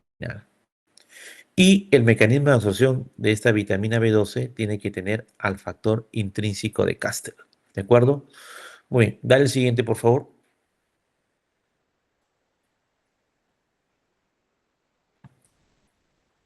Muy bien, en cuanto a la causa de deficiencia de ácido fólico folato, siempre vamos a pensar en pacientes desnutridos, abandonados, aquellos que están en hogares de cuidados, los que están en albergues, generalmente son abuelitos, abuelitas, ¿no?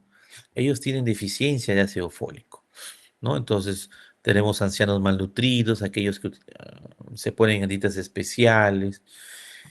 Y otro factor importante ahí son los pacientes con alcoholismo crónico. El alcoholismo crónico también tiene deficiencia de ácido fólico. Vamos a ver en la práctica médica de repente los pacientes con cirrosis hepática que durante el tratamiento le damos ácido fólico, ¿no? Bien, y hay otras entidades donde necesitamos ácido fólico, sobre todo en el embarazo, en la gestación. En el embarazo, en la gestación, ya está descubierto que uno tenía que tomar antes la gestante, desde una semana de gestación hasta otra semana de gestación, tenía que suplementarse sí o sí con ácido fólico, sobre todo para disminuir la incidencia de labio leporino o de malformaciones eh, neurológicas a nivel de columna vertebral, ¿no? Por ejemplo, el famoso mielomeningocele, ¿no? Mielomeningocele. Entonces, antes era así, actualmente ya no es así. Actualmente se dice que toda mujer que está en periodo de edad fértil, ¿no? Así tenga o no tenga pareja, miren cómo es, ¿no? Debería suplementarse con ácido fólico, ¿no? Debería suplementarse con ácido fólico. En mis tiempos era eso, ¿no? tenías que esperar que la mujer se embarace y creo que a partir, no sé de qué semana hasta qué semana, lo suplementabas con ácido fólico para evitar estos defectos del tubo neural, ¿no? Pero ahora no, ahora lo actual es que toda mujer en edad fértil, ¿no? Debe suplementarse ya con ácido fólico. Eh, tenemos en cuenta también la mala absorción en el alcoholismo, en el hipotiroidismo, en algunas enfermedades como linfoma, por ejemplo, que vamos a ver más adelante, y enfermedades como enfermedad de Crohn, que ya le hemos hablado un poco, las gastrectomías parciales también, y el estrés tropical, ¿no?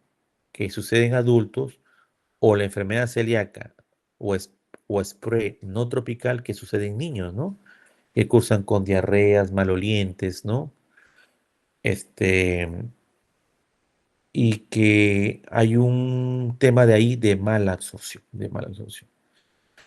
También hay una utilización defectuosa, ahí tenemos la avitaminosis C, ¿no?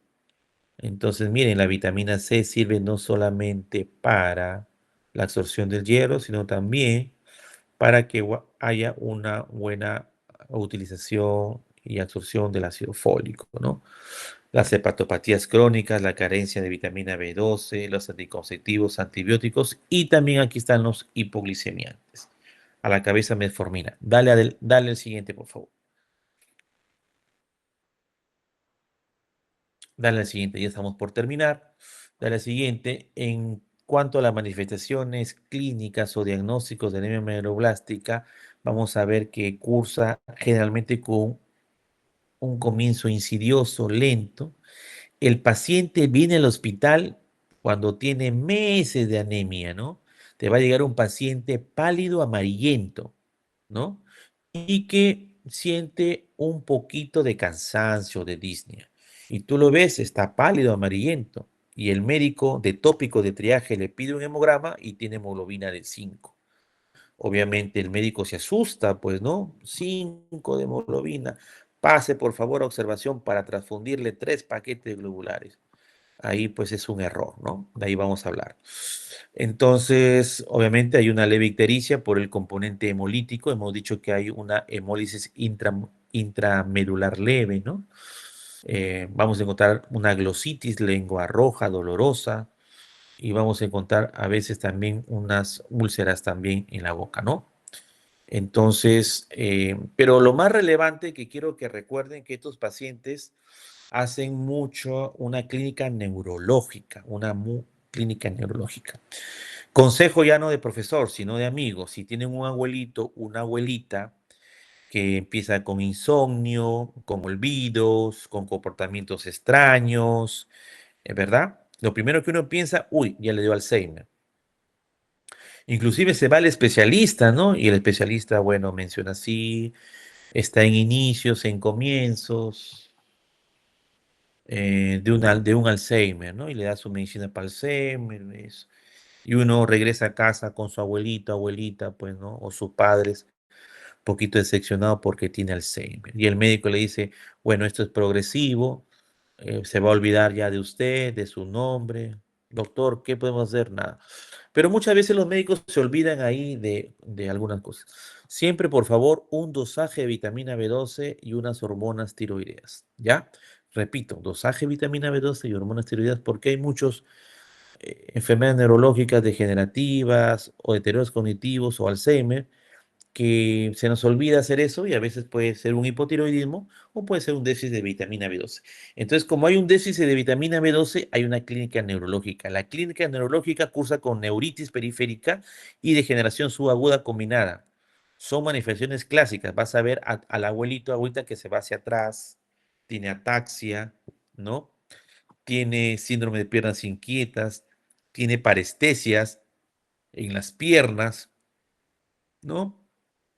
Y si esto avanza, tiene pérdida del olfato, pérdida de memoria, depresión, apatía, algunos inclusive tienen clínica de esquizofrenia, de que los estuvieran persiguiendo para que les van a hacer daño, los van a matar, ¿no? Entonces uno dice, paciente ya su Alzheimer, esquizofrénico, locura, y es un déficit de vitamina B12, ¿no? Dale la siguiente, por favor.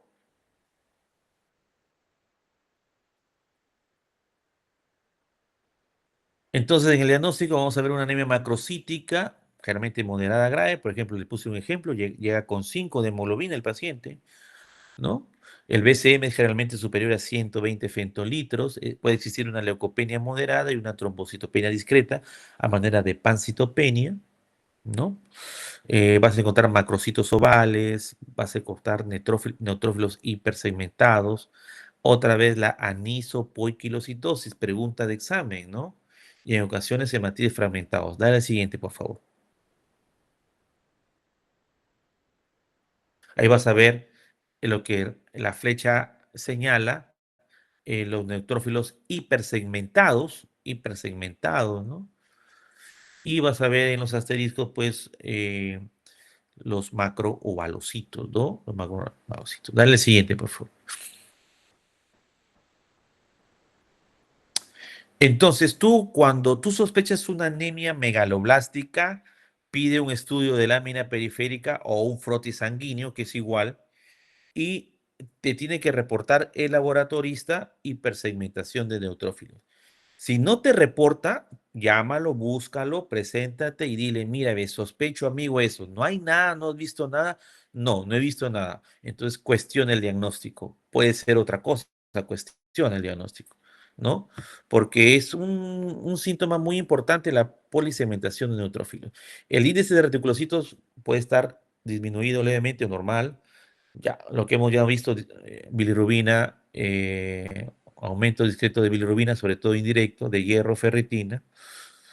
También el LDH también va a estar aumentado. ¿Ya? Dale al siguiente, por favor. Siguiente. Siguiente, puede haber úlceras orales, ya hemos hablado un poco de eso, pérdida de memoria, la llamada locura megaloblástica, ¿verdad? Y lo que es importante, se me está olvidando que el déficit de vitamina B12 favorece también a la osteopenia, a la osteoporosis, aumentando el riesgo de fractura de cadera y de aplastamiento vertebral, ¿no? El déficit de vitamina, ¿por qué? Porque la vitamina B12 estimula los osteoblastos, por ejemplo, disminuye la acción de los osteoclastos, etcétera, ¿no? Entonces, el déficit de vitamina 12, mira, favorece la osteoporosis, ¿no? Dale al siguiente, por favor. Siguiente. El laboratorio BCM aumentado, pancitopenia, ya lo hemos visto. Y vamos a encontrar vitamina B12 sérica inferior a 100 picogramos por mililitro. Ese es el diagnóstico. Dale al siguiente, por favor. Siguiente. Entonces, ¿cuál es el esquema a utilizar? Usamos la hidroxicobalamina. ¿Se transfunde? De preferencia no, porque el tratamiento es a base de vitamina B12. Bueno, le puedes transfundir un paquetito tal vez, pero no 3 paquetes como el doctor, por ejemplo, sugirió, ¿no? Sobre todo en muy ancianos, en pacientes con falla cardíaca, cardiopatía isquémica, pero hay que tener cuidado, lo vayas a sobrecargar. De repente le transfundes un paquete y al día siguiente lo encuentras con oxígeno y el colega le dice neumonía, y no es una neumonía, sino es una sobrecarga de volumen, una congestión pulmonar, ¿no? Entonces hay que tener cuidado en estos pacientes. El tratamiento clásico es dar hidroxicobalamina 1000 microgramos intramuscular diario por 7 días, luego semanal por 4 semanas, luego mensual, y la duración va a depender de la causa. Si la causa es reversible, de 4 a 6 meses das tratamiento. Si la causa es permanente, es de por vida. Por ejemplo, aquellos pacientes con anemia perniciosa, aquellos con gastrectomías parciales, ¿verdad? Eso es de por vida, ¿no? Las otras causas son reversibles, de 3 a 6 meses. Dale al siguiente, por favor. Entonces, el tratamiento, ¿cómo veo que está bien el tratamiento? Reticulocitos aumentan a los 5 a 7 días, la hemoglobina mejora en 2 a 4 semanas y la hemoglobina se normaliza de 1 a 2 meses. Si hubo compromiso neurológico, la recuperación tarda meses y a veces no es completa. Si viene tu paciente y está en locura megaloblástica, ¿no? Y está en locura megaloblástica, ya destruyó los corones posteriores de la médula, ya la reversibilidad es muy difícil. Tienes que explicarle a tu paciente, ¿no? Doctor, pero ya lleva meses con esa ampolla que usted me dijo que lo iba a mejorar. Ya mejoramos la hemoglobina, pero la función neurológica va a demorar o probablemente no va a ser completa. Tienes que quedar con tu paciente o si no, ¿no? Siempre hablando se entiende, ¿no? Siempre llegando a una buena relación médico-paciente. Porque si no dices eso, va a haber frustración en los familiares del paciente, ¿ya? En la anemia megaloblástica no solamente dar ácido fólico, si sospechas de déficit de vitamina B12, porque puede empeorar el daño neurológico. Esto hay que tenerlo en cuenta, ¿ya? Dale al siguiente, por favor. Siguiente. El ácido fólico, lo vamos a sospechar, como ya hemos dicho, alcoholismo, malnutrición. Hay que tener en cuenta en el embarazo. Ya esto del déficit de ácido fólico en el embarazo ha disminuido porque ahorita a la embarazada le dan muchas vitaminas, incluido ácido fólico desde inicio, y han disminuido esto. Pero hay que tener en cuenta que hay fármacos muy utilizados como el metotrexato, lo van a ver en reumatología. Paciente con artritis reumatoide le dan metotrexato y el reumatólogo le da ácido fólico también. El trimetoprim sulfamethoxazol, que no viene que ser otra cosa que el clotrimazol, ¿no? Que ejerce una acción antagonista del ácido fólico porque compiten, ¿no? Tiene un efecto inhibidor con la dehidrofolato reductasa, la DHFR. Por lo tanto, no se absorbe el ácido fólico, compite con él. Algunos anticonvulsionantes, anticonceptivos y polisemiantes, ya lo hemos visto, provocan una utilización defectuosa, por lo tanto, una absorción deficiente de ácido fólico. Dale a la siguiente, por favor. La clínica es muy parecida, ¿no? El diagnóstico, tú vas a censar el ácido fólico, si está bajo, ese es el diagnóstico, y se da dosis de 1 a 5 miligramos al día por vía oral. Generalmente damos 2 tabletas vía oral diarias, ¿no? Muy bien, ahí hemos quedado, jóvenes, señoritas, ya hemos completado. Mañana lunes probablemente va a ser la clase con el doctor Dani Sánchez, lo que sigue, lo estipulado. Mañana también tenemos este seminario a través de mi persona, el doctor Dani Sánchez. Tranquilo, no se asusten. El doctor Dani Sánchez es un poquito más exigente, pero en el fondo también es muy buena gente. La idea es no jalarlos. Como les he dicho, bueno, jala el que no asiste, el que no responde, el que saque mala nota, el que no entiende, pues obviamente, pues lamentablemente ya no va a depender de nosotros, ¿no? Pero si normalmente son como son, van a aprobar.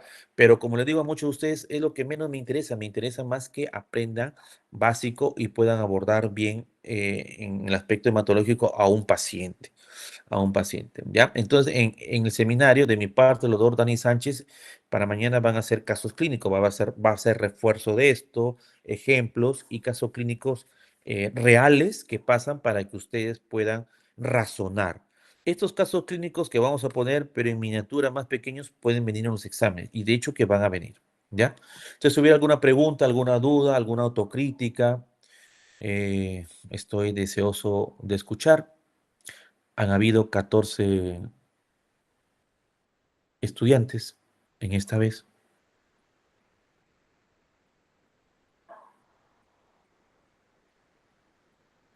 Muy bien, si no hay preguntas, autocrítica y eso, ahí nos quedamos. Agradecerte, María, y nos vemos mañana de 12:45 a 7:15 en lo que es seminario. ¿Sí? Está bien, doctor, muchas gracias. Gracias a ustedes. Gracias, Raiza.